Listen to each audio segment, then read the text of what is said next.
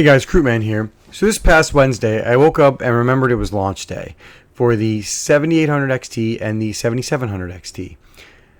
So I went to go buy a 7800 XT to review and test to find out it was sold out, which I admit I was surprised as I assumed it would release at 9 a.m., not 1 a.m., but considering how it went with the 7900 XTX, I shouldn't be surprised. So anyway, I started watching the reviews. I highly recommend checking out Jay's 2 Cents and Gamers Nexus, as they're both fantastic reviews. But the biggest takeaway from these reviews, if you don't feel like watching or you want to know what my opinion is the following. First, the naming scheme is deceptive, and Nvidia and AMD really need to stop this.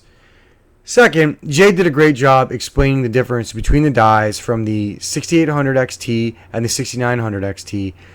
How the 6800 XT is a cut down 6900 XT, so you could expect, relative performance, to the performance to be relative.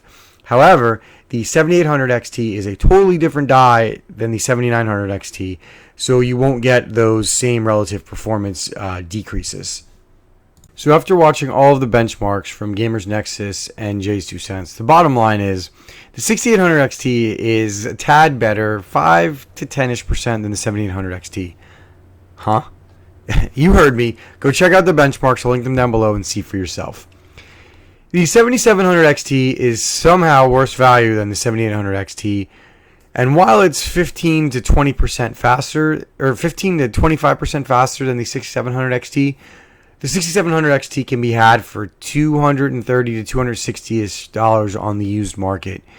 So about 40 to 50% less. And you can get them new for about $330 to $350. So, about 25% cheaper than the 6700 XT. So there still is a case to buy that depending on your budget. Finally, these two GPUs make the 4060 Ti look even worse than you would think.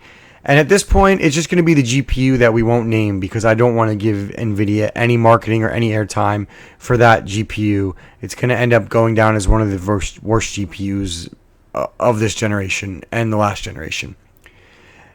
And the 7800 XT and the 7700 XT are actually starting to make the 4070 kind of look meh, which when it were launched, I actually thought it was kind of solid value. That said, it's funny, but I literally just finished building a 5800X and a 6800 XT build, and I've been gaming on it for a few days now.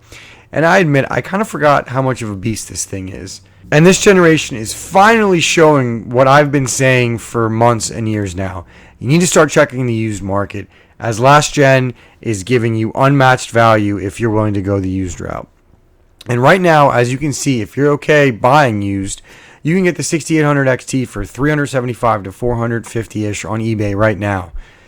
And, you could probably get it for a little less at some other sites if you're willing to go on the less beaten path, which are just as safe. If you want to go check out some videos I've made, you can see what I'm talking about. And I'll link those down below. I actually just turned down a 6900 XT for $500 a few days ago, as I don't need any more GPUs currently.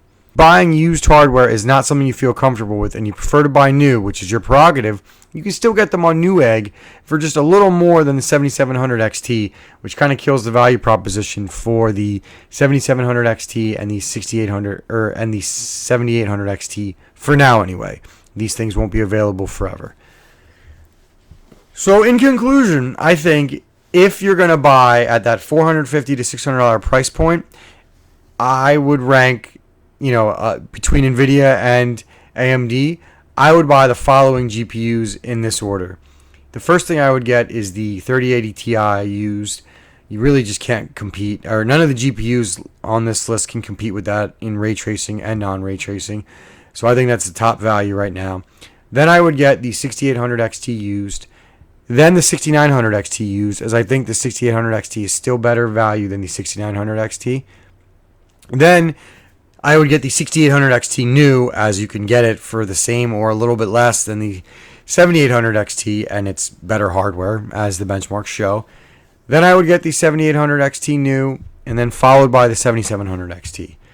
Notice that you don't really see the 4090, you don't really see the 4070 or 4070 Ti on here, as the only way you're going to want those new is if you have to buy new and you have to have ray tracing. Because if ray tracing is a must, I would go 3080 Ti or even the 3080 used, as you can get the 3080 used for $400, which is kind of crazy. It's kind of mind-boggling that this is where we are. And while I'm bummed I didn't get my hands on one of these to play with it, it seems that I didn't need to, and all I needed to do was fire up my last 6800 XT to show you guys that kind of performance, which is kind of sad. And while this isn't the same level as AMD or as Nvidia bad, it's kind of sad that this is where we are. And like I said, if you're okay buying used, I would not buy these GPUs. But if you're watching this video in a few months or even a year, you might end up seeing that AMD is the winner in terms of this generation at the $450 to $550 price point, which bravo AMD. You had a really, really low bar to pass, and you surpassed it, and you somehow didn't go any lower than NVIDIA. So I guess we should be thankful for that. Anyway, guys, thank you for watching this quick video. This is just my take on these two GPUs, which, as I've said before, I was not able to get my hands on them. But if you want to see what they can do, just go get yourself a 6800 XT and find out for yourself. Thank you guys for watching. Krootman out.